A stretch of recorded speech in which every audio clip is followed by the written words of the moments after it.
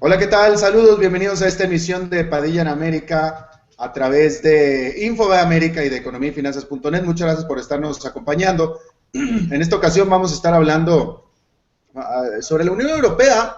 Vamos a dar un repaso sobre lo que está sucediendo allá en aquella región del mundo. Para eso, pues este va a ser un programa de Danieles, porque vamos a tener a Daniel acá y un poco más adelante desde Londres, pero antes no podemos empezar ni hacer nada sin que Daniel Estico, editor de Economía de Infobae, pues nos dé su reporte de cierre de mercados. ¿Cómo estás, Daniel Estico?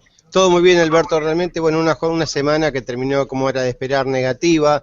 Hoy el Dow Jones terminó con una baja del 0,47%, el Standard & Poor's 0,36% y el Nasdaq 0,25%, porque claro, fue la peor semana desde junio. Hacía tiempo que los mercados en Estados Unidos no se movían a la baja y claramente, como ha ocurrido a lo largo del año, cada vez que se daba un ciclo bajista, se replegaba un poco el volumen, bajó muchísimo el volumen operado día a día, prácticamente la mitad de lo que se venía operando, porque hay incertidumbre sobre estas ideas confusas, los datos confusos que transmiten los presidentes de integrantes de la Reserva Federal sobre cuál es el momento para empezar a reducir los estímulos para la economía y qué impacto va a tener eso realmente sobre el curso de la actividad económica en los Estados Unidos. Entonces hoy el Dow, en la semana el Dow terminó con una caída del 1,5%, el Standard & Poor's perdió 1,1% y el Nasdaq 0,8%. Ahora, aún así, cuando uno mira en retrospectiva los últimos 12 meses, claramente hay una ganancia muy considerable, casi del orden del 20% interanual, que en dólares es realmente muy interesante. Así que es natural que los mercados se vayan depurando un poquito, vayan tomando ganancias para después retomar posiciones. Así que no hay que asustarse por me parece a mí, esta jornada, esta semana negativa. Obviamente esto repercutió sobre el resto de América Latina, pero hubo algo que ayudó en diferencia para América Latina, que es que aparecieron datos más favorables por parte de China, tanto del lado de la confianza del consumidor, como de la producción industrial, como del consumo de la familia. La producción industrial en China estuvo creciendo en el último mes a un ritmo del 9,7%, estamos hablando de julio, y fue el mayor aumento en 5 meses, y también las ventas minoristas crecieron a un ritmo del 13% interanual. Entonces, en ese contexto, las bolsas latinoamericanas aumentaron fuertemente. El caso fue más destacable el del Bovespa de Brasil, que aumentó 1,93%, la Bolsa de Lima 2,7%, el IPSA de Chile, que venía con varias jornadas negativas, terminó con una suba del 1,03% en la jornada de hoy, y el Merval de Buenos Aires terminó con suba de 0,91%.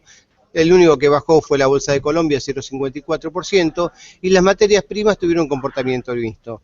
El oro aumentó 0,24%, a 1.313,80, aumentó 0,17 con 1.313,80 la onza Troy, y una ganancia muy pobre de 0,24 en la semana, mientras que el petróleo aumentó 1,42 el Brent y 2,66 el WTI, a un rango de entre 106 y 108 dólares el barril. En la semana igual el balance fue levemente negativo, pero claramente este resurgimiento de la economía china y también datos más favorables que vienen de Europa permitieron que los precios de las materias primas se recompusieran de las bajas que tenían a comienzo de la semana.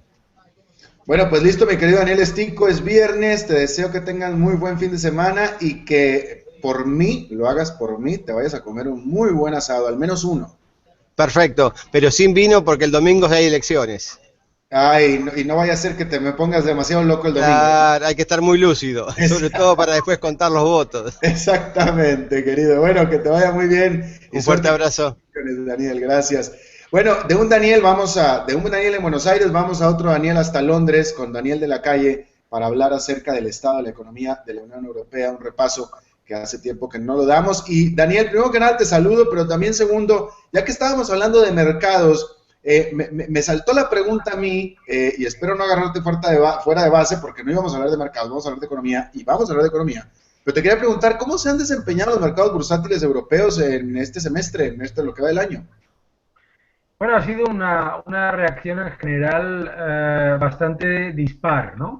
Ha habido índices como los índices periféricos pues, de España y que no lo han hecho muy bien, pero en general, bueno, pues tenemos ganancias de menos de doble dígito. Los índices que mejor lo han hecho que han sido el alemán y el francés. Y bueno, pues ha sido, en general está teniendo un comportamiento bursátil un poco peor que los índices norteamericanos y los índices que estábamos comentando ahora mismo, pero definitivamente mejor que pues los mercados emergentes tipo China, Rusia o Brasil. ¿Dijiste mejor? Sí, mejor, mejor.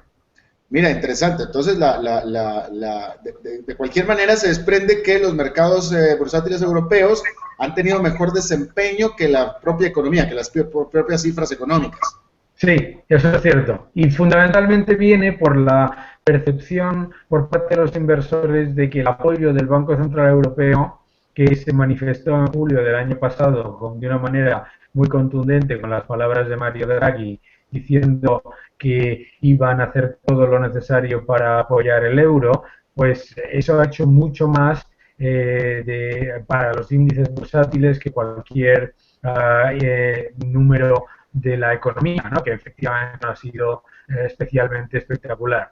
Pero también los mercados están adelantando una recuperación que ya se está empezando a ver, por ejemplo, en Alemania hemos visto unos números esta semana muy positivos y se está viendo también pues lo que yo llamo tocar fondo en algunas de las economías, ¿no? Justamente, que ese era el tema de esta entrevista, Daniel. Esta semana se dieron a conocer cifras económicas que los diarios y los análisis la ponen de la Unión Europea y hablan de que el Wall Street Journal, por ejemplo, hablaba de que la Unión Europea comienza a recuperarse aunque de manera lenta. Pero a la hora, dicen la Unión Europea, pero a la hora que te metías al detalle, en realidad estaban hablando de Alemania. Claro. Que Alemania es por mucho la economía más importante de la Unión Europea. Pero yo te pregunto a ti, ok, Alemania, en primer lugar, Alemania nunca estuvo tan mal y ahora parece ser que está empezando a recuperarse, pero ¿qué hay del resto de la Unión Europea? Por otro lado, también leímos que un organismo multilateral, que no me acuerdo, creo que es el Fondo Monetario Internacional, estaba diciendo que el alto desempleo en España iba a durar por muchos años más. Sí. Sí, vamos a ver, yo creo que lo que se está viendo es lo que hablaba hace un momento de tocar fondo, ¿no? La economía alemana va francamente mejor de lo que se esperaba. Los datos que se han publicado esta semana son bastante mejores de lo que esperaba el consenso, sobre todo en las órdenes manufactureras y sobre todo teniendo en cuenta que mucha gente esperaba que Alemania sufriese por la depreciación del yen y el impacto de la mejora de las exportaciones de los japoneses. Y se ha demostrado pues que no. Yo creo que uno de los elementos importantes para la economía europea es el hecho de que sin estímulos monetarios y sin una política agresiva del Banco Central, estamos empezando a ver que las economías periféricas, Portugal, Europa, incluso Italia, están dando señales de al menos de ralentización de la bajada. Eso yo creo que es una cosa importante.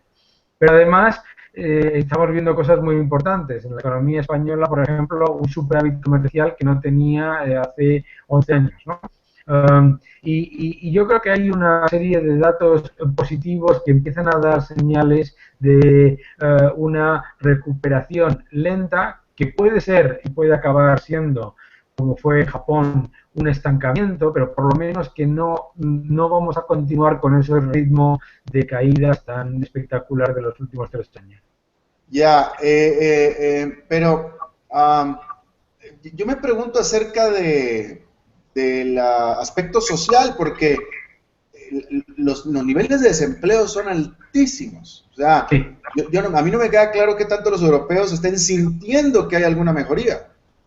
Hombre, yo creo que hay dos cosas. Cuando se habla del nivel de desempleo, que es verdad que es un número muy que asusta, ¿no? Yo creo que hay que entender, por ejemplo, que el hecho de que haya una economía sumergida tan grande, que llega a ser hasta el 22% del PIB en países como Italia o en España, lo que te demuestra también es que esa cifra de desempleo no es real, ¿no? No es la real. Es decir, hay gente que está trabajando, pero está trabajando dentro de la economía sumergida.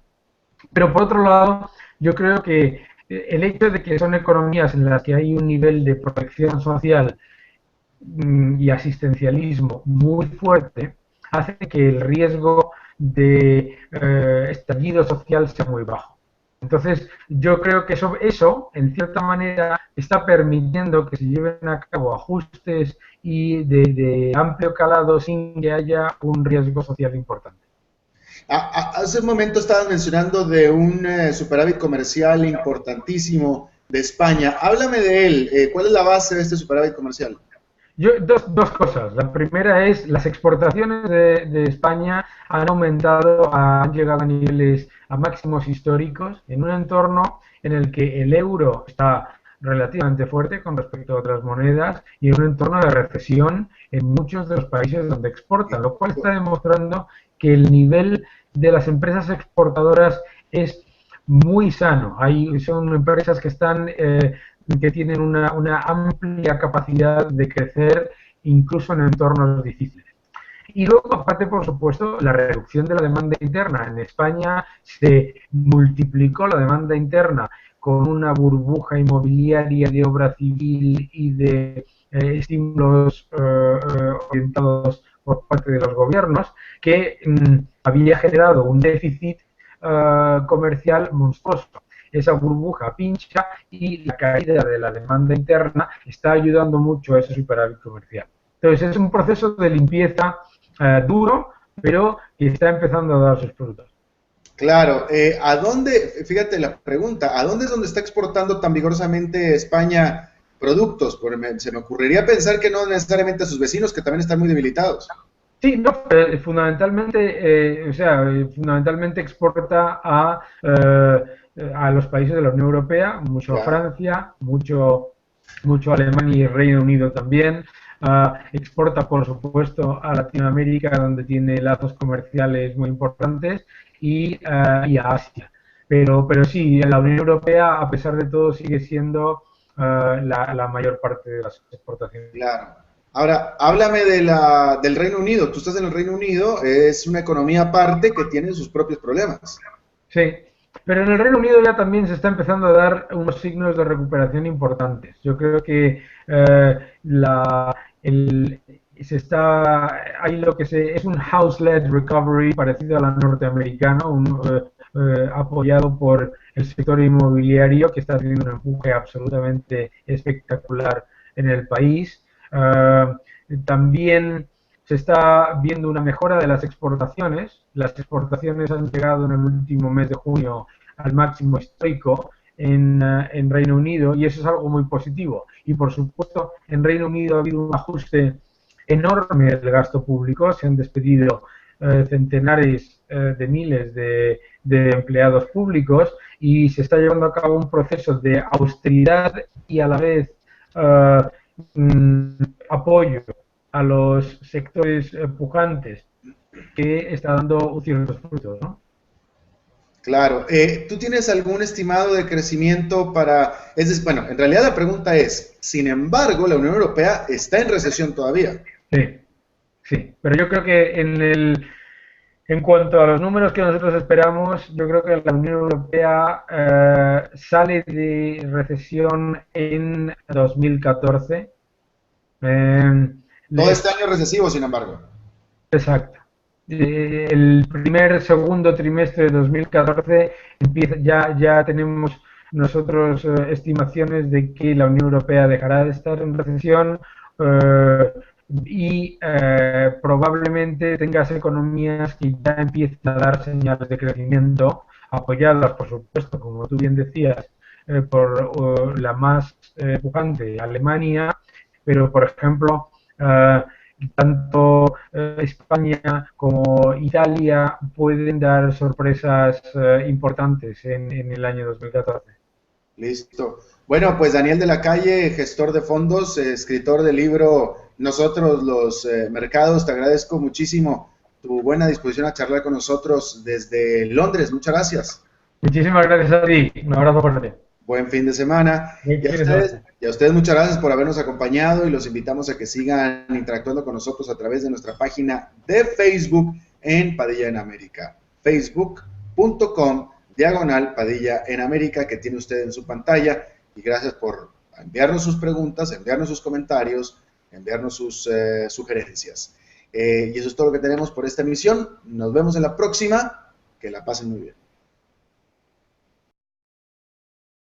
A lo largo del año, cada vez que se daba un ciclo bajista, se replegaba un poco el volumen, bajó muchísimo el volumen operado día a día, prácticamente la mitad de lo que se venía operando, porque hay incertidumbre sobre estas ideas confusas, los datos confusos que transmiten. Hola, ¿qué tal? Saludos, bienvenidos a esta emisión de Padilla en América a través de Infoamérica y de Economía y Finanzas.net. Muchas gracias por estarnos acompañando. En esta ocasión vamos a estar hablando sobre la Unión Europea. Vamos a dar un repaso sobre lo que está sucediendo allá en... Semana que terminó, como era de esperar, negativa. Hoy el Dow Jones terminó con una baja del 0,47%, el Standard & Poor's 0,36% y el Nasdaq 0,25%, porque claro, fue la peor semana desde junio. Hacía tiempo que los mercados en Estados Unidos no se movían a la baja, y claramente, como ha ocurrido en los presidentes de integrantes de la Reserva Federal, sobre cuál es el momento para empezar a reducir los estímulos para la economía y qué impacto va a tener eso realmente sobre el curso de la actividad económica en los Estados Unidos. Entonces hoy el Dow, en la semana el Dow terminó con una caída del 1,5%. En aquella región del mundo. Para eso, pues este va a ser un programa de Danieles, porque vamos a tener a Daniel acá y un poco más adelante desde Londres, pero antes no podemos empezar ni hacer nada sin que Daniel Estico, editor de Economía de Infobae, pues nos dé su reporte de cierre de mercados. ¿Cómo estás, Daniel Estico? Todo muy bien, Alberto, realmente, bueno, una